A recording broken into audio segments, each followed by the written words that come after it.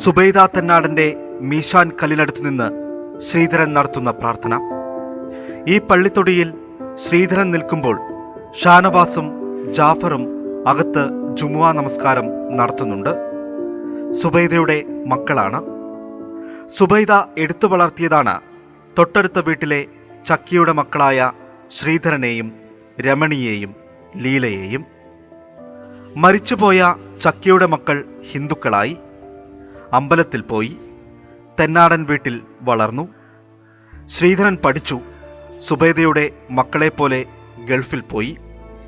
നാട്ടിലുള്ളപ്പോൾ ശ്രീധരൻ ഈ പള്ളിത്തൊടിയിലെത്തും. അമ്മയും ഉമ്മയും ഒന്നാണ് ശ്രീധരന്. ഒരു മകന് സ്വന്തം മാതാവോ അല്ലെങ്കിൽ പിതാവോ മരിച്ചാൽ, ഉപ്പയമ്മ മരിച്ചു കഴിഞ്ഞാൽ സാധാരണ ഒരു മകന്, ഗൾഫിലൊരു മകന് സാധാരണ പോരാൻ പറ്റുകയാണെങ്കിൽ പോരും. അല്ലെങ്കിൽ നമ്മൾ അവിടുത്തെ ആൾക്കാരെ കൊണ്ട്, അവിടെ ആരെല്ലാം മുസ്ലിംസ് ആരാളില്ല വെച്ചാൽ അവരെ കൊണ്ട് അവർക്ക് വേണ്ടി പ്രത്യേകം പ്രാർത്ഥിക്കാനാണ് പറയൽ. ഞാൻ ശരിക്കൊരു ഹിന്ദു ആയിട്ട് പോലും നമുക്കുണ്ടാകണം, അത് ഒരു അങ്ങനത്തെ ഒരു കൾച്ചറിലല്ല ശരിക്കും. നമ്മളങ്ങനെ ഒരു ഹിന്ദു എന്ന് പറഞ്ഞാൽ അങ്ങനെ വകതിരിവില്ല ശരിക്ക്. അത്രയും ഇതൊക്കെ ആയി കഴിഞ്ഞിട്ടും ഞങ്ങളൊരു ജാതി മാറ്റാനോ മതം മാറ്റാനോ ഇവരാരും ശ്രമിച്ചിട്ടില്ല ശരിക്ക്. എന്നിട്ട് പിന്നെ ഞാനത് മറ്റുള്ള നമ്മൾ കടയത്തെ ആൾക്കാരോട് പറഞ്ഞിട്ട് അവർ ഉമ്മാക്ക് വേണ്ടി പ്രത്യേകം ഉയർന്ന് ഇതൊക്കെ ആയിട്ടാണ് പിന്നെ നമുക്കൊരു സമാധാനം കിട്ടുന്നത് ശരിക്കും. അങ്ങനെ ഇങ്ങനെ കൂടിയാണ് ഈ കേരളമുണ്ടായത്. അടഞ്ഞു കിടക്കുന്നതല്ല, തുറന്നു കിടക്കുന്നതാണ് ആ ചരിത്രം.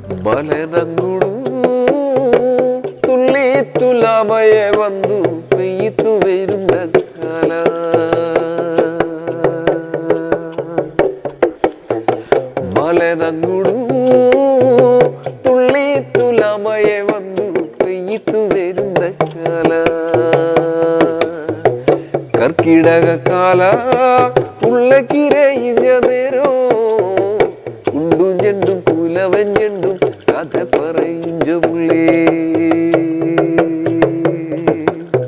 പില്ലുമെഞ്ഞ് കൂരലിച്ചായ്പിലൊളിഞ്ഞു മലയിഞ്ഞു ചൂച്ചി ചൂച്ചിന്റെ കഥ പറഞ്ഞു കളിച്ചു ചിരിച്ചനെ കണ്ടേ പില്ലുമെഞ്ഞ് കൂരലിച്ചായ്പിലൊളിഞ്ചു മലയിഞ്ഞു ചൂച്ചി ചൂച്ചിനമ്മ കഥ പറഞ്ഞു കളിച്ചു ചിരിച്ചനെ കണ്ടേ. ഇങ്ങനെ പണ്ട് നമ്മൾ എന്തൊക്കെ പാടിയിരുന്നു എന്ന് പറയാൻ തോന്നുന്നില്ലേ? ഈ പാട്ടുകളൊക്കെ ഏതോ പഴയ കാലത്ത് നിന്ന് കേൾക്കുന്നത് പോലെ കരുതുന്നില്ലേ? ചക്കയും മാങ്ങയും തിന്നു കഴിച്ചു കൂട്ടിയ ആദ്യ വരവ് പോലെയല്ല ഇപ്പോൾ. എല്ലാവരും കടവത്ത് ഒരു തോണിയിൽ അങ്ങനെ ഒറ്റയ്ക്കിരിക്കുകയാണ്, ആരെയോ പ്രതീക്ഷിച്ചെന്നതുപോലെ. വീട്ടിലൊക്കെ എല്ലാവരും ഒറ്റയൊറ്റ മുറികളിലാണ്. ഇനിയും അടഞ്ഞു പോകും മുമ്പ് ഒന്ന് തുറന്നെടുക്കണം ഈ കേരളത്തെ.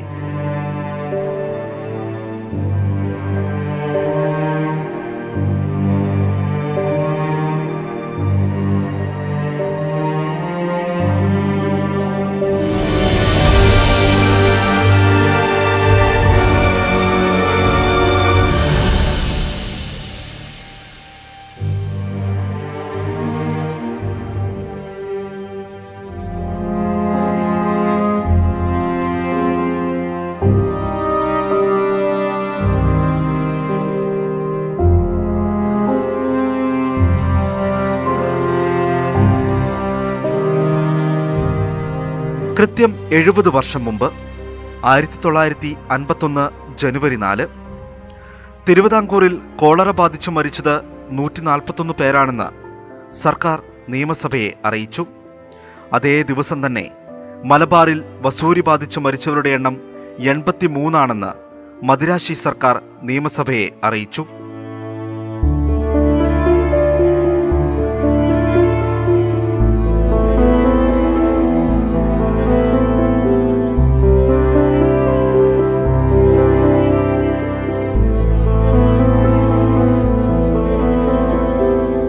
ഇരുപത് ദിവസത്തിനു ശേഷം 1951 ജനുവരി 27 ബർമയിൽ നിന്നുള്ള 7600 ടൺ അരിയുമായി കൊച്ചി തുറമുഖത്ത് ഒരു കപ്പലെടുത്തു.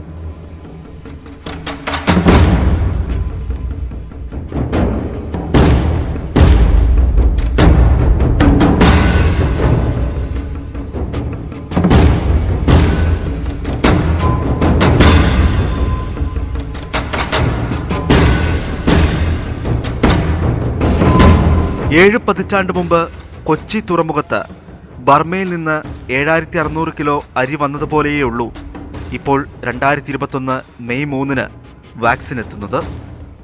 ഒന്നും കാണാതെയും അറിയാതെയും വന്നവരല്ല നമ്മൾ. രാസേയാരോ രജാ രാസേയാരോ രജാ രാസേയാരോ രാജപൂമാലൈത്താ തേസുണ്ടാടോ രജാ ദേസുണ്ടാടോ രജാ ദേസുണ്ടാടോ രാജപൂമാലൈത്താ രാസേയാരോ രജാ രാസേയാരോ രജാ രാസേയാരോ രാജപൂമാലൈത്താ ദേസുണ്ടാടോ രജാ ദേസുണ്ടാടോ രജാ ദേസുണ്ടാടോ രാജപൂമാലൈത്താ. ഏതോ തലമുറകൾക്കപ്പുറത്ത് നിന്ന് വരുന്ന ഇങ്ങനെ ഒരു പാട്ട് കേട്ട് ഇറങ്ങാം അത്യുജ്വല ചരിത്രത്തിലേക്ക്. ചിലപ്പതികാരം എഴുതിയ തൃക്കണാമതിലകത്തെ ഇളങ്കോവടികൾ, ജൈനമതത്തിന്റെ ദക്ഷിണേന്ത്യയിലെ ഏറ്റവും വലിയ പ്രചാരകൻ. കുട്ടൂലു കുളുത്തു തിരികി നോടു ലീലേ ലീലംബദാരീലേ രാസേയാരോ രജാ രാസേയാരോ രജാ രാസേയാരോ രാജപൂമാലൈത്താ.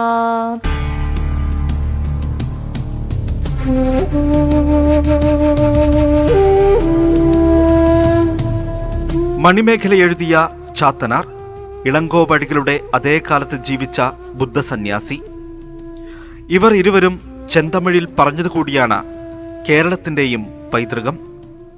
അതിനു മുമ്പുള്ള കാലം ഒരു മായയാണ്. ഭാവന കൊണ്ട് അവിടെയൊക്കെ പോകാം എന്നേയുള്ളൂ. ആർക്കും കാര്യമായ ഒരു തെളിവും തരാനില്ല.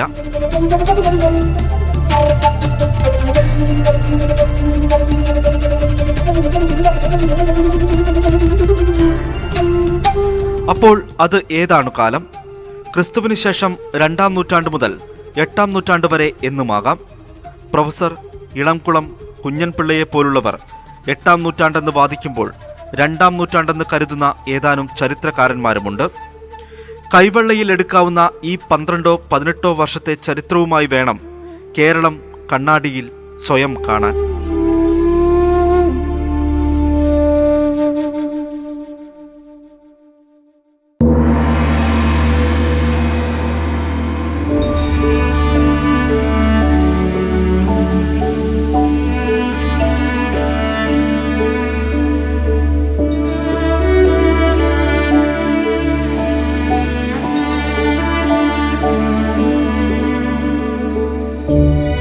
ചൈനയിലെ ഹാമിൻ മാങ്ക 5000 വർഷങ്ങൾക്ക് മുമ്പ് ആയിരങ്ങൾ 2-3 ആഴ്ചയുടെ ഇടവേളകളിൽ മരിച്ചു വീണയിടം. ഖനനം ചെയ്തെടുത്ത എല്ലുകളിൽ 6 മാസം മുതൽ 90 വയസ്സുവരെ ഉള്ളവർ ഉണ്ടായിരുന്നു. എല്ലാവരും ഏതോ ഒരു അജ്ഞാത രോഗം ബാധിച്ചു മരിച്ചു എന്ന് മാത്രമാണ് ഇന്നത്തെ ലോകത്തിന്റെ അറിവ്. അത് ക്രിസ്തുവിനും 3000 വർഷം മുമ്പാണ്. അല്ലെങ്കിലും ശരിക്ക് ക്രിസ്തു വന്നിട്ട് 2000 വർഷമല്ലേ ആയിട്ടുള്ളൂ. 430 വർഷം മുമ്പ് അഥീനയെ ശവപ്പറമ്പാക്കിയ പ്ലേഗ്, സ്പാർട്ട യുദ്ധത്തിന് പിന്നാലെയാണ് 5 വർഷം നീണ്ടുനിന്ന മഹാമാരി. 10 കോടി ആളുകൾ മാത്രം ഭൂമിയിലുള്ള ആ കാലത്ത് 1 ലക്ഷം പേർ മരിച്ചെന്നാണ് കണക്ക്. അക്കാലത്ത് 15 കോടിയായിരുന്നു ലോകത്തിന്റെ ജനസംഖ്യ.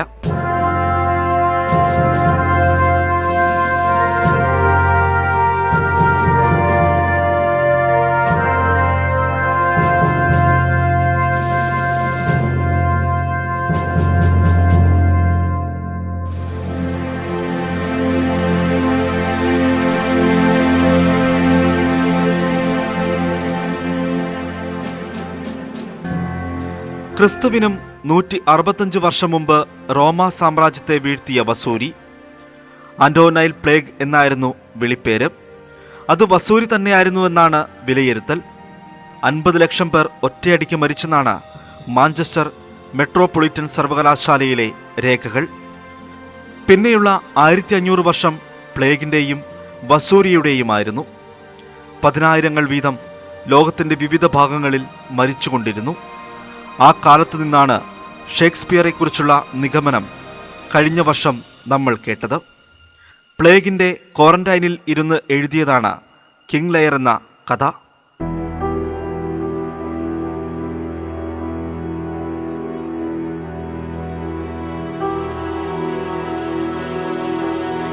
പിന്നെ 16-ാം നൂറ്റാണ്ടിൽ അമേരിക്കയിലേക്ക് വന്ന പ്ലേഗ് യൂറോപ്യൻ സഞ്ചാരികൾ കൊണ്ടുപോയതെന്നാണ് രേഖകൾ. അമേരിക്കയുടെ പടിഞ്ഞാറൻ ഗോത്രവർഗത്തിലെ 90% ആ പ്ലേഗിൽ ഇല്ലാതായി. മഹാമാരികൾ വംശഹത്യയുടേത് കൂടിയായിരുന്നു.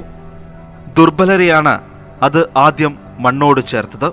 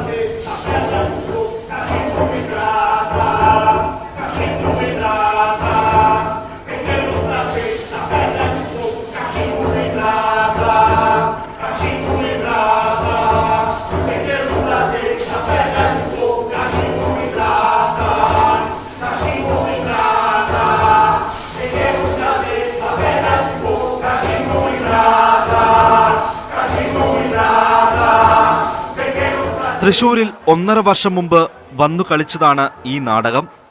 ഇങ്ങനെ എത്രയെത്ര അനുഭവങ്ങളാണ് നമ്മുടെ കൺമുന്നിൽ വന്നു പോയത്.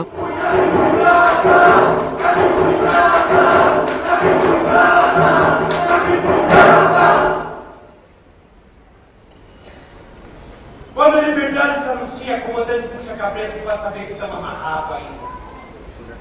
Mas você, comandante, provavelmente não sabia que enquanto você estava parado num ponto olhando caminhada, vinha muita caminhada minha gente. E esse mundão você desconhece, porque nós aqui no caminho é de um lado só, reconhece. Nós caminhamos em toda direção. Se dá 1 mais faz 2, se der 2 mais faz 4, se tem pão não vai faltar para ninguém, meu irmão. Nós aqui é que nem internet, que nem Jesus Cristo, aperta o botão e replica, tio. Nós é que nem hidra rabo de lagartixa, se cortar, cresce de novo, outro multiplica. Aqui é um fluxo, o cu e o umbigo do mundo, onde tudo começa, onde tudo termina. Keralam ഒരു വിശേഷപ്പെട്ട സമൂഹമാണോ? മലയാളികൾക്ക് ഇന്ത്യയിലെ മറ്റു ഭാഗങ്ങളുമായി എന്തെങ്കിലും വ്യത്യാസമുണ്ടോ? എന്തുകൊണ്ട് കേരളത്തെ ചിലർ പുകഴ്ത്തുകയും മറ്റു ചിലർ ഒറ്റതിരിഞ്ഞ് ആക്രമിക്കുകയും ചെയ്യുന്നു?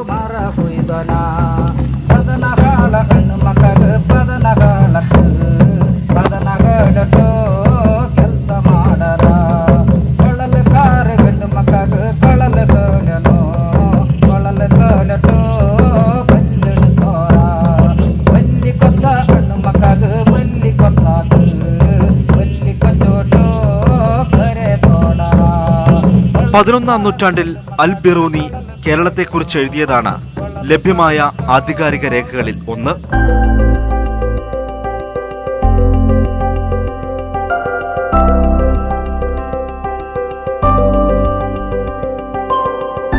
വെള്ളമുണ്ടുടുത്തതാണ് പുരുഷന്മാരെല്ലാവരും. ആർക്കും മേൽക്കുപ്പായമില്ല.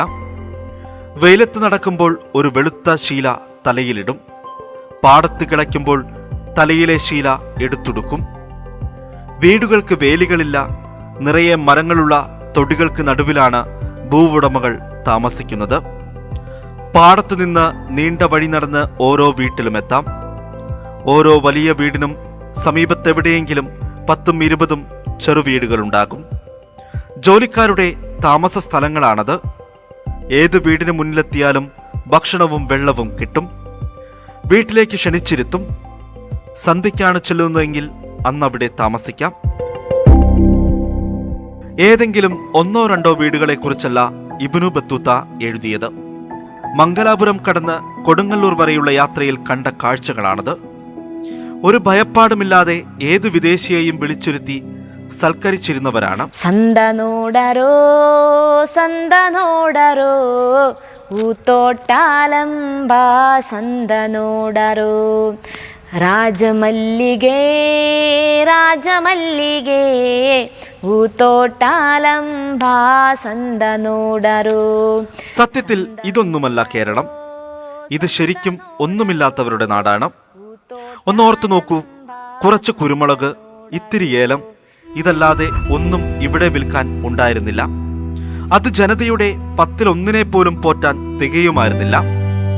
നിരന്നു കിടന്ന പാടങ്ങളിൽ തമിഴകം പച്ചക്കറി നട്ടു, പഴങ്ങൾ വിളയിച്ചു. കർണാടകം കരിമ്പും ബസുമതിയും കൊയ്തു. ആന്ധ്ര തരാതരം അരിയും മുളകും. അപ്പോൾ കേരളമോ? ഇവിടെ മനുഷ്യർ മാത്രമേ ഉണ്ടായിരുന്നുള്ളൂ, കയറ്റി അയക്കാനും സംസ്കരിച്ചെടുക്കാനും.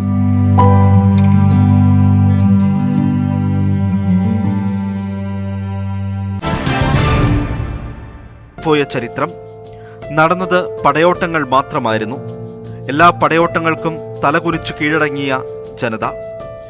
ചേര, പാണ്ഡ്യ, ചോള കാലങ്ങൾ, പിന്നെ Portuguese, Greek, east India company കാലങ്ങൾ, ക്രിസ്തുവിനും 6-ാം നൂറ്റാണ്ട് മുമ്പേ തന്നെ എത്തിയ ജൈന ബുദ്ധ വിശ്വാസങ്ങൾ, പ്രവാചകന്റെ കാലത്തിന് തൊട്ടു പിന്നാലെ തന്നെ കടൽ കടന്നെത്തി എന്ന് പറയുന്ന ഇസ്ലാമിക വിശ്വാസം.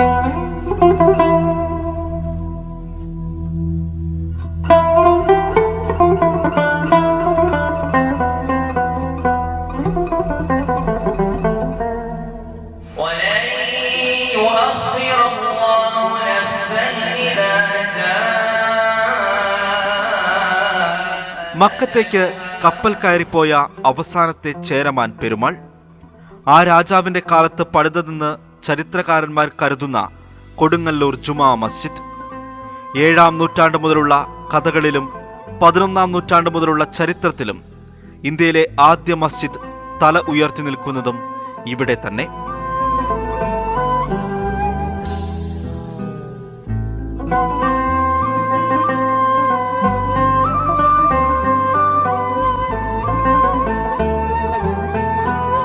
ക്രിസ്തുവിന് ശേഷം എന്നിട്ട് വേണം ഈ ലോക്ക്ഡൌൺ കാലത്ത് നവോത്ഥാനത്തിന്റെ തൂക്കം. എത്രയെത്ര പൂരങ്ങൾ കൊടിയേറുകയാണ് മനസ്സുകളിൽ.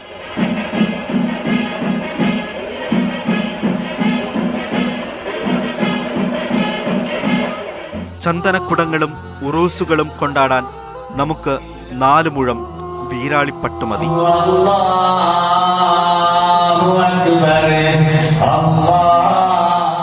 അവിടെ ഉഴുന്നാട വള്ളികൾ തൂങ്ങിയാടുന്ന പള്ളിപ്പറമ്പുകൾ വിളിക്കുന്നുണ്ട്.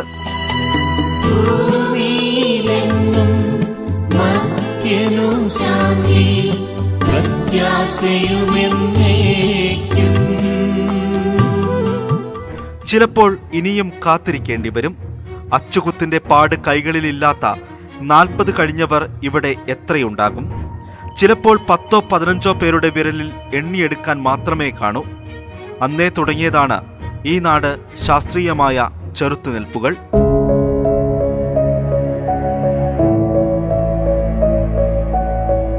നാലാം ക്ലാസ് വരെയെങ്കിലും സ്കൂളിൽ പോകാത്ത 70-ന് താഴെയുള്ളവർ എത്രയുണ്ടാകും? ഒന്നും പെട്ടെന്നൊന്നും ഉണ്ടായി വരുന്നതല്ല.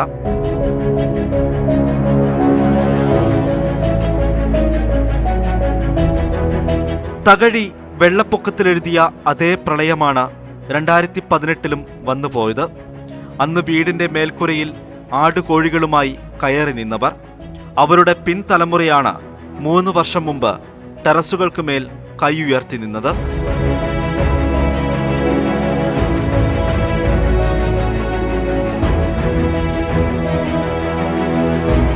രക്ഷപ്പെടാൻ വഴി തെളിയും വരെ ക്ഷമയോടെ നിൽക്കുക.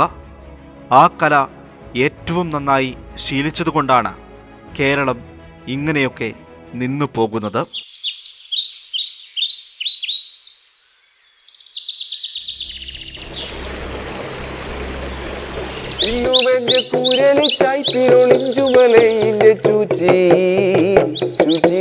കഥ പറഞ്ഞു കളിച്ചു ചിരിച്ചനെ കണ്ടേ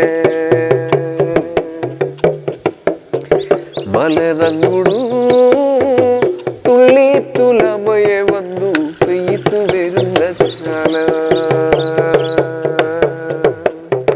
കർക്കിടകക്കാല പുള്ളക്കിരയിഞ്ഞ നേരോ കുണ്ടു ചെണ്ടു പുലവൻ ചെണ്ടു കഥ പറയിഞ്ഞു പുള്ളേ